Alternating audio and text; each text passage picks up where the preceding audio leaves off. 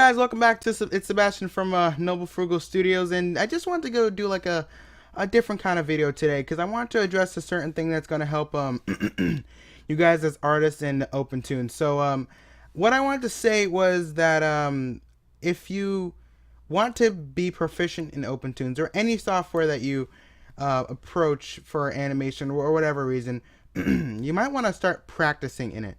So I could do like all my drawings in Manga Studio.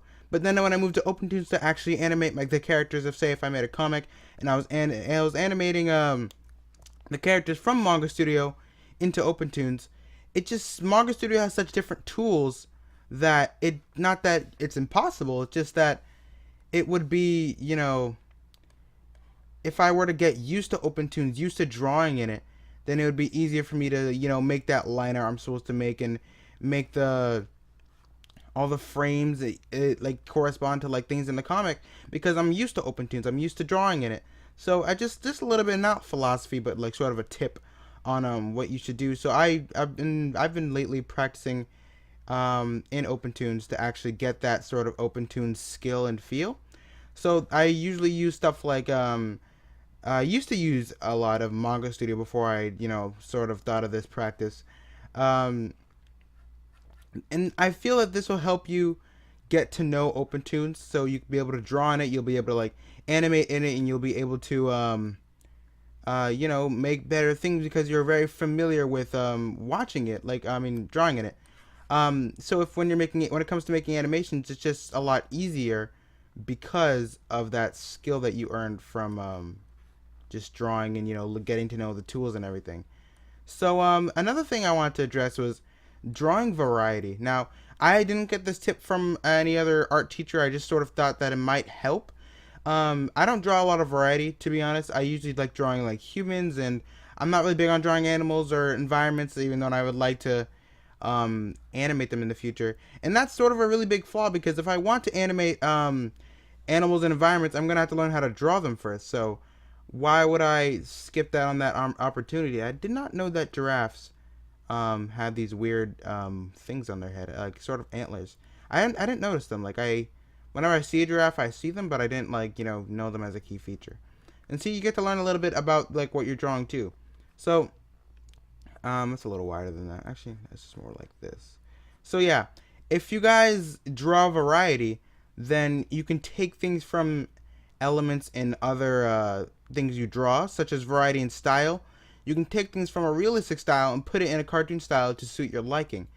As to why the people say that the rule is not to look up so many, like say you want to draw manga like I did, and I do. I still very much like the style. It's but I do recommend that you guys would learn the style of manga, then start looking at real life pictures so you can depict those pictures from manga and add realistic elements that appeal to you.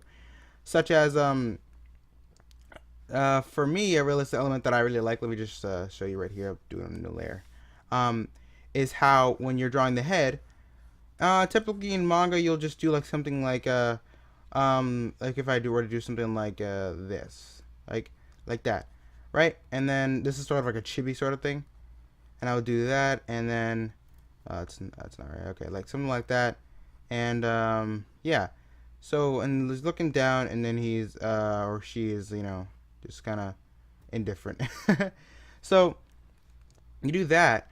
The thing that I liked in the more realistic style was how far the eye was from the ear, and I found that really fascinating. Let me turn my smoothness down. I didn't realize it's on. Sometimes I forget. There's how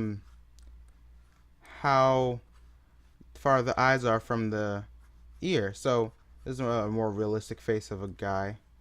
Let's just do like this. So the eyes, this whole distance right here would be, and then the eyes would be here. So I really like the way that looks because it gives sort of like, just for my style, I would like that sort of space and that sort of straight looking line, sort of like very I don't know what I'm doing with this guy's eyes, but make it a little more realistic. I really like that space, and it just appeals to me.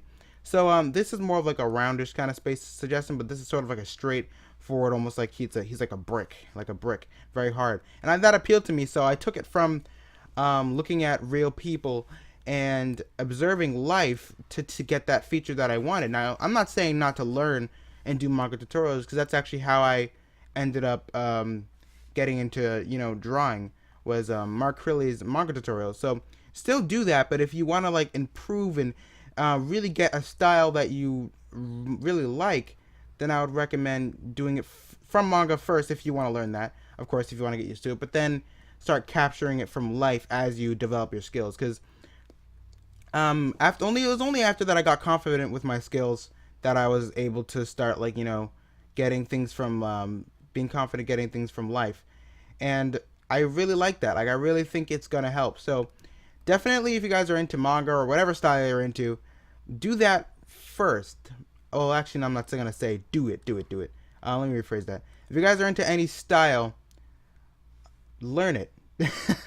Learn it first, second, third. It doesn't really matter. But if you guys really like the style, just learn it. But then, if you want to, you know, expand on your style specifically, or features that you want to add in that you think are cool, then definitely at least take a chance at adding them from life. It really, really, really helps. Like, this isn't a speed drawing. This is at the same time as I'm talking to you guys. I'm for the first time drawing a giraffe. I've never drawn a giraffe before. I'm not big on animal drawing, so this kind of thing is new for me, and I'm gonna try to practice more in drawing Opentoonz and drawing in Opentoonz, so that I can, you know, develop that Opentoonz familiarity and all that stuff.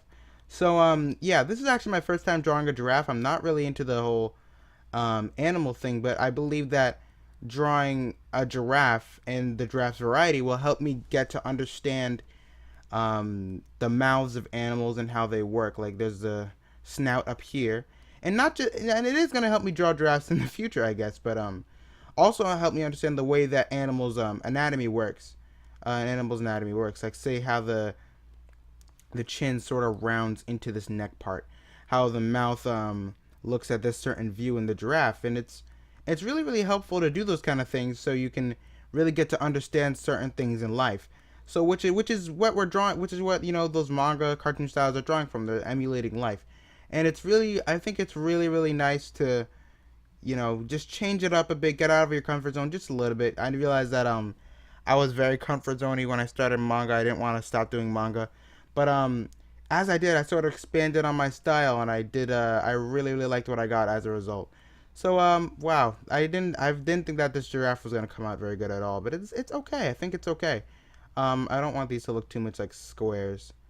So, in other news, guys, I did want to talk about my other channel, Jet Sabre. I haven't been posting on it in around a week now, and I'm not stopping. Okay, not other big news.